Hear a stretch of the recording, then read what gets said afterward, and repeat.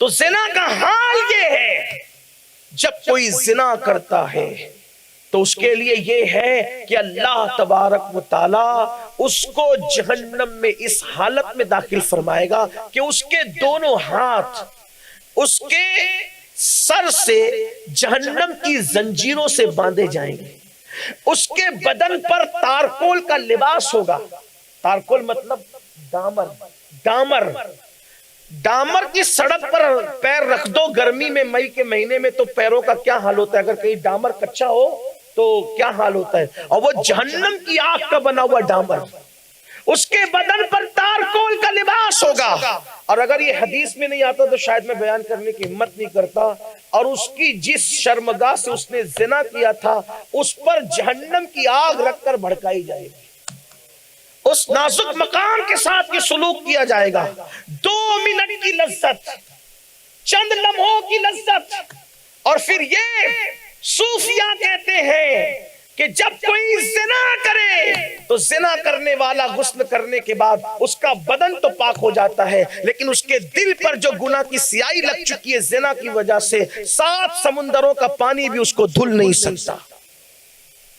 آج زنا کو بھی فیشن کا نام دیا جا رہا ہے، زنا بھی فیشن ہو چکا ہے۔ یہاں تک فرمایا گیا زنا کرنے والے کو دنیا ہی سے سزا دی جانا شروع کر دی جاتی ہے، اور اس کی پشتوں میں کئی پشتوں تک کے اس زنا کی نحوست باقی رہتی ہے۔ یہ بھی ایک بات آپ کو بتا دوں، ہاں بہت توجہ سے سننا، اولیاء اللہ فرماتے ہیں جس نے زنا کیا ہوگا اللہ اس کی نسل میں لنگڑی، لولی، اندھی، عیبی اولاد پیدا فرماتا ہے۔ اب اس کا مطلب یہ نہیں کہ آپ جس کے گھر میں لنگڑی، لولی، اندھی اولاد دیکھ لیں اب اس پہ آپ شک کرنا شروع کر دیں کہ اس نے زنا نہیں، بدگمانی نہیں۔ بعض جگہ آزمائش کے طور پر ہوتا ہے، اور بعض جگہ امتحان کے طور پر ہوتا ہے، بعض جگہ سزا کے طور پہ ہوتا ہے۔ ہم جب کوئی بیان میں بات سن لیتے ہیں اب اسی پر سب کو پرکھنے لگتے ہیں، ایسا نہیں۔ بیماری بھی سزا ہے، لیکن ایوب علیہ السلام کے لیے امتحان تھا، اس کا خیال کرتے رہے۔ اللہ اکبر۔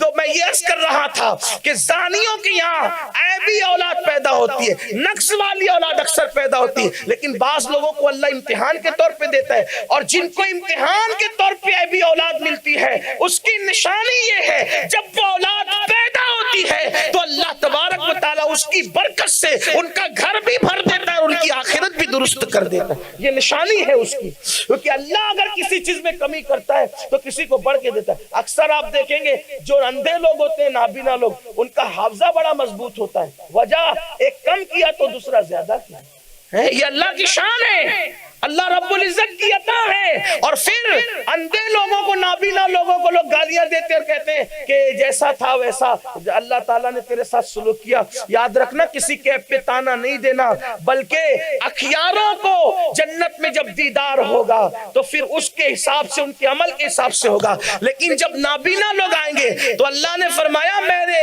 امتحان پہ تم نے صبر کیا، آج تمہارے لیے خصوصی طور پر جو ہے وہ تجلی کی جاتی ہے، جب تک چاہو اپنے رب کا دیدار کرتے رہو۔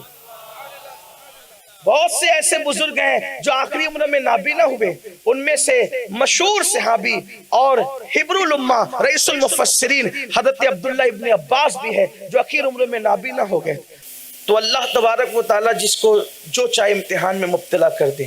بہت سارے بزرگ ایسے اہل اللہ جو آخر عمر میں جن کی آنکھوں کی بینائی گئی انہوں نے اس پہ صبر کیا، اس میں سے حبر الامہ حضرت ابن عباس بھی ہیں۔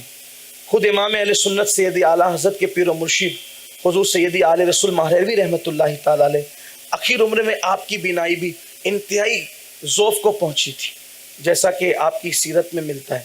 یہ کوئی عیب نہیں ہے، بلکہ بہت سارے اللہ والے ایسے ہوتے ہیں کہ اخیر عمر میں ان کی بینائی اور ان کی سماعت اس لیے کمزور کر دی جاتی ہے کہ سب کو نہ دیکھ اب میرا مشاہدہ کر، سب کو نہ سن اب میری سن۔ وہ ایک الگ منزل ہے اور وہ بڑی عظیم منزل ہے، اور لوگ جو ہے وہ اس طریقے کی ان کے لیے بکواسیں کرتے رہتے ہیں۔